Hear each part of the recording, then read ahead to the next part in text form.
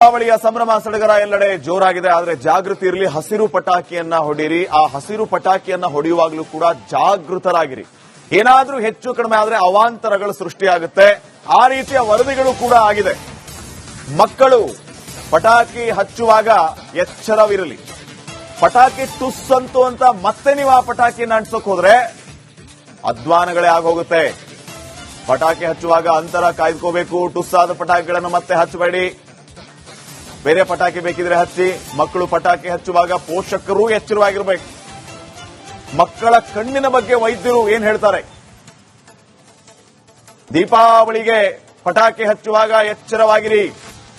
Doctors ಜಾಗೃತಿ ಮೂಡಿಸ್ತಾ ಇದ್ದಾರೆ. ಮಕ್ಕಳ ಕಣ್ಣು ಜಾಗೃತೆ, ಮಕ್ಕಳು ಜಾಗೃತೆ. ಪೋಷಕರು ಮಕ್ಕಳ ಬಗ್ಗೆ ನಿಗಾ ವಹಿಸಿ.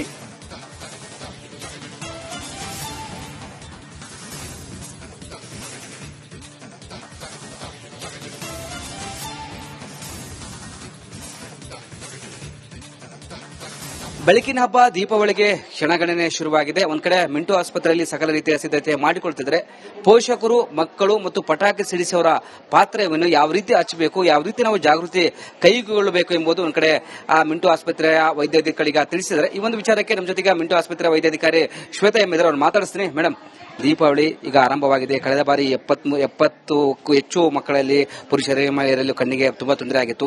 ಈ ಬಾರಿ ಸಾಕಷ್ಟು ಪಟಾಕಿ ಸಿಡಿಸಬಹುದು. ಯಾವ ರೀತಿ ಮುಂಜಾಗ್ರತೆ ಕ್ರಮ ಕೈಗೊಳ್ಳಬೇಕು ಮೇಡಮ್ ಅಂತ?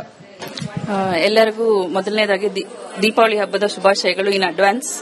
ಸೊ ಹಬ್ಬ ಆಚರಣೆ ಮಾಡೋದು ಎಷ್ಟು ಸಡಗರ ಇರುತ್ತೋ ಅಷ್ಟೇ ಸೇಫ್ಟಿನೂ ಇರಬೇಕು. ಸೊ ಸೇಫ್ಟಿ ಇದರಲ್ಲಿ ಯಾಕೆ ಇಂಪಾರ್ಟೆಂಟ್ ಅಂದ್ರೆ ತುಂಬಾ ಕ್ರ್ಯಾಕರ್ಸ್ ಇಂದ ತುಂಬಾನೇ ಏಟ್ಗಳಾಗುತ್ತೆ.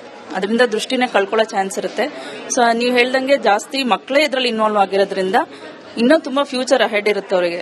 ಸೊ ಅದು ಅಂಧಕಾರದಲ್ಲಿ ಹೋಗಬಾರದು. ಸೊ ಅದಕ್ಕಾಗಿ ಮುಂಜಾಗ್ರತೆ ಕ್ರಮವಾಗಿ ಹೇಗೆ ಹಚ್ಚಬೇಕೋ ಅದನ್ನ ಹಾಗೇನೆ ಹಚ್ಚಬೇಕು. ಪಟಾಕಿಗಳನ್ನ ಕೈಯಲ್ಲಿ ಇಟ್ಕೊಂಡು ಹಚ್ಚೋದು, ಮತ್ತೆ ಹಚ್ಚಿಲ್ಲ ಅಂತ ಮುಖ ಹೋಗಿ ಇಡೋದು. ಆಮೇಲೆ ಪಕ್ಕದಲ್ಲಿ ನಿಂತಿರೋರು ಕೂಡ ಸ್ವಲ್ಪ ಡಿಸ್ಟೆನ್ಸ್ ಮೇಂಟೈನ್ ಮಾಡಬೇಕು. ಯಾಕಂದ್ರೆ ಮೇಡಮ್ ಪಟಾಕಿ ಹಚ್ಚುವ ನೋಡೋರಿಗೆ 50% ಗಾಯ ಆಗಿತ್ತು ಅಂತ ಒಂದ್ ಕಡೆ ಹೇಳ್ತಿದ್ರಿ. ಹೇಗೆ ಮೇಡಮ್ ಅಂತ, ಹೇಗೆ ಪಾಸಿಬಲ್ ಅಂತ? Possible, definitely possible.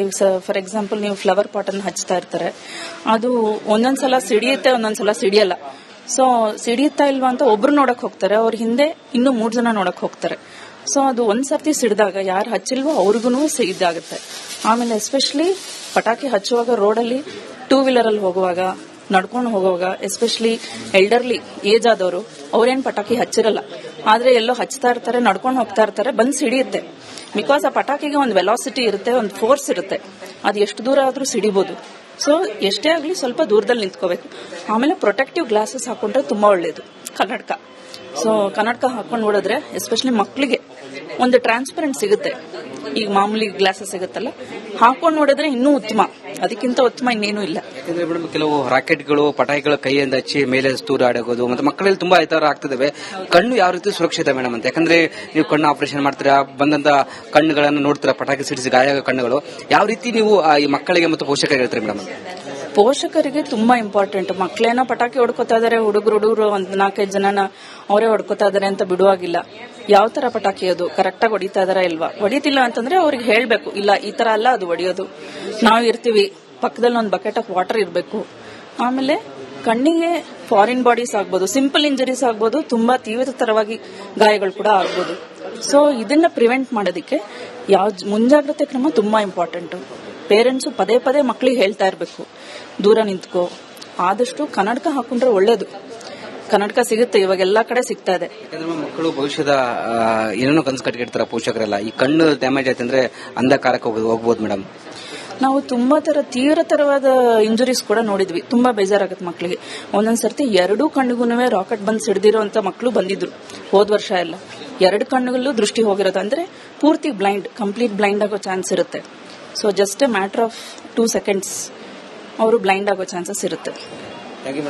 ಇದೆಷ್ಟು ಮಿಂಟು ಆಸ್ಪತ್ರೆಯ ವೈದ್ಯಾಧಿಕಾರಿ ಶ್ವೇತಾ ಎಂ ಅವರ ಮಾತಾಗಿತ್ತು. ಕ್ಯಾಮರಾ ಪರ್ಸನ್ ಮಂಜು ಜೊತೆ ವೀರೇಶ್, ರಿಪಬ್ಲಿಕ್ ಕನ್ನಡ. ದೀಪಾವಳಿಯ ಸಂಭ್ರಮ ಸಡಗರ ಎಲ್ಲೆಡೆ ಜೋರಾಗಿದೆ. ಆದರೆ ಜಾಗೃತಿ ಇರಲಿ, ಹಸಿರು ಪಟಾಕಿಯನ್ನ ಹೊಡೀರಿ. ಆ ಹಸಿರು ಪಟಾಕಿಯನ್ನ ಹೊಡೆಯುವಾಗಲೂ ಕೂಡ ಜಾಗೃತರಾಗಿರಿ.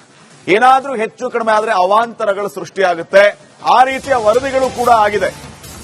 ಮಕ್ಕಳು ಪಟಾಕಿ ಹಚ್ಚುವಾಗ ಎಚ್ಚರವಿರಲಿ. ಪಟಾಕಿ ಟುಸ್ಸಂತು ಅಂತ ಮತ್ತೆ ನೀವು ಆ ಪಟಾಕಿಯನ್ನ ಅಂಟಿಸೋಕ್ ಹೋದ್ರೆ ಅಧ್ವಾನಗಳೇ ಆಗೋಗುತ್ತೆ. ಪಟಾಕಿ ಹಚ್ಚುವಾಗ ಅಂತರ ಕಾಯ್ದುಕೋಬೇಕು. ಟುಸ್ಸಾದ ಪಟಾಕಿಗಳನ್ನು ಮತ್ತೆ ಹಚ್ಚಬೇಡಿ. ಬೇರೆ ಪಟಾಕಿ ಬೇಕಿದ್ರೆ ಹಚ್ಚಿ. ಮಕ್ಕಳು ಪಟಾಕಿ ಹಚ್ಚುವಾಗ ಪೋಷಕರು ಎಚ್ಚರವಾಗಿರಬೇಕು. ಮಕ್ಕಳ ಕಣ್ಣಿನ ಬಗ್ಗೆ ವೈದ್ಯರು ಏನ್ ಹೇಳ್ತಾರೆ? ದೀಪಾವಳಿಗೆ ಪಟಾಕಿ ಹಚ್ಚುವಾಗ ಎಚ್ಚರವಾಗಿರಿ. ಡಾಕ್ಟರ್ಸ್ ಜಾಗೃತಿ ಮೂಡಿಸ್ತಾ ಇದ್ದಾರೆ. ಮಕ್ಕಳ ಕಣ್ಣು ಜಾಗೃತೆ, ಮಕ್ಕಳು ಜಾಗೃತೆ, ಪೋಷಕರು ಮಕ್ಕಳ ಬಗ್ಗೆ ನಿಗಾ ವಹಿಸಿ.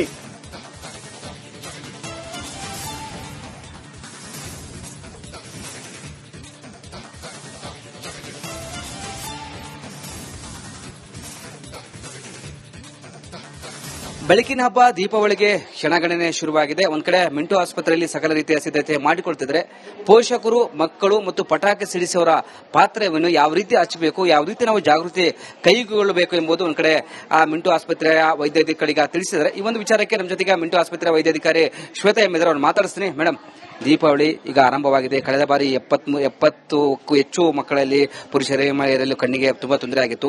ಈ ಬಾರಿ ಸಾಕಷ್ಟು ಪಟಾಕಿ ಸಿಡಿಸಬಹುದು. ಯಾವ ರೀತಿ ಮುಂಜಾಗ್ರತೆ ಕ್ರಮ ಕೈಗೊಳ್ಳಬೇಕು ಮೇಡಮ್ ಅಂತ? ಎಲ್ಲರಿಗೂ ಮೊದಲನೇದಾಗಿ ದೀಪಾವಳಿ ಹಬ್ಬದ ಶುಭಾಶಯಗಳು ಇನ್ ಅಡ್ವಾನ್ಸ್. ಸೊ ಹಬ್ಬ ಆಚರಣೆ ಮಾಡೋದು ಎಷ್ಟು ಸಡಗರ ಇರುತ್ತೋ ಅಷ್ಟೇ ಸೇಫ್ಟಿನೂ ಇರಬೇಕು. ಸೊ ಸೇಫ್ಟಿ ಇದ್ರಲ್ಲಿ ಯಾಕೆ ಇಂಪಾರ್ಟೆಂಟ್ ಅಂದ್ರೆ ತುಂಬಾ ಕ್ರ್ಯಾಕರ್ಸ್ ಇಂದ ತುಂಬಾನೇ ಏಟ್ಗಳಾಗುತ್ತೆ. ಅದರಿಂದ ದೃಷ್ಟಿನೇ ಕಳ್ಕೊಳ್ಳೋ ಚಾನ್ಸ್ ಇರುತ್ತೆ. ಸೊ ನೀವು ಹೇಳ್ದಂಗೆ ಜಾಸ್ತಿ ಮಕ್ಕಳೇ ಇದರಲ್ಲಿ ಇನ್ವಾಲ್ವ್ ಆಗಿರೋದ್ರಿಂದ ಇನ್ನೂ ತುಂಬಾ ಫ್ಯೂಚರ್ ಅಹೆಡ್ ಇರುತ್ತೆ ಅವರಿಗೆ. ಸೊ ಅದು ಅಂಧಕಾರದಲ್ಲಿ ಹೋಗಬಾರದು. ಸೊ ಅದಕ್ಕಾಗಿ ಮುಂಜಾಗ್ರತೆ ಕ್ರಮವಾಗಿ ಹೇಗೆ ಹಚ್ಚಬೇಕೋ ಅದನ್ನ ಹಾಗೇನೆ ಹಚ್ಚಬೇಕು. ಪಟಾಕಿಗಳನ್ನ ಕೈಯಲ್ಲಿ ಇಟ್ಕೊಂಡು ಹಚ್ಚೋದು, ಮತ್ತೆ ಹಚ್ಚಿಲ್ಲ ಅಂತ ಮುಖ ಹೋಗಿ ಇಡೋದು. ಆಮೇಲೆ ಪಕ್ಕದಲ್ಲಿ ನಿಂತಿರೋರು ಕೂಡ ಸ್ವಲ್ಪ ಡಿಸ್ಟೆನ್ಸ್ ಮೇಂಟೈನ್ ಮಾಡಬೇಕು. ಯಾಕಂದ್ರೆ ಮೇಡಮ್ ಪಟಾಕಿ ಹಚ್ಚುವ ನೋಡೋರಿಗೆ 50% ಗಾಯ ಆಗಿತ್ತು ಅಂತ ಒಂದ್ ಕಡೆ ಹೇಳ್ತಿದ್ರಿ. ಹೇಗೆ ಮೇಡಮ್ ಅಂತ ಹೇಗೆ ಪಾಸಿಬಲ್ ಅಂತ? Possible, definitely possible. ಈಗ ಫಾರ್ ಎಕ್ಸಾಂಪಲ್ ನೀವು ಫ್ಲವರ್ ಪಾಟ್ ಅನ್ನು ಹಚ್ತಾ ಇರ್ತಾರೆ, ಅದು ಒಂದೊಂದ್ಸಲ ಸಿಡಿಯುತ್ತೆ, ಒಂದೊಂದ್ಸಲ ಸಿಡಿಯಲ್ಲ. ಸೊ ಸಿಡಿಯುತ್ತಾ ಇಲ್ವಾ ಅಂತ ಒಬ್ರು ನೋಡಕ್ ಹೋಗ್ತಾರೆ, ಅವ್ರ ಹಿಂದೆ ಇನ್ನೂ 3 ಜನ ನೋಡಕ್ ಹೋಗ್ತಾರೆ. ಸೊ ಅದು ಒಂದ್ಸರ್ತಿ ಸಿಡಿದಾಗ ಯಾರು ಹಚ್ಚಿಲ್ವೋ ಅವ್ರಿಗೂ ಇದಾಗುತ್ತೆ.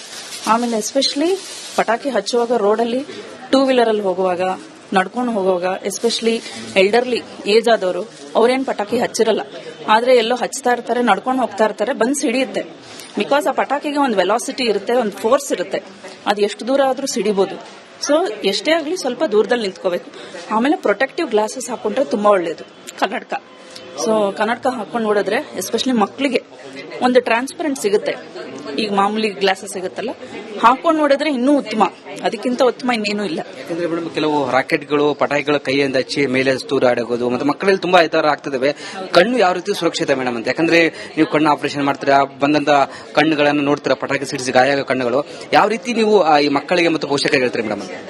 ಪೋಷಕರಿಗೆ ತುಂಬಾ ಇಂಪಾರ್ಟೆಂಟ್. ಮಕ್ಕಳೇನೋ ಪಟಾಕಿ ಹೊಡ್ಕೋತಾ ಇದಾರೆ, ಹುಡುಗರು ಒಂದು 4-5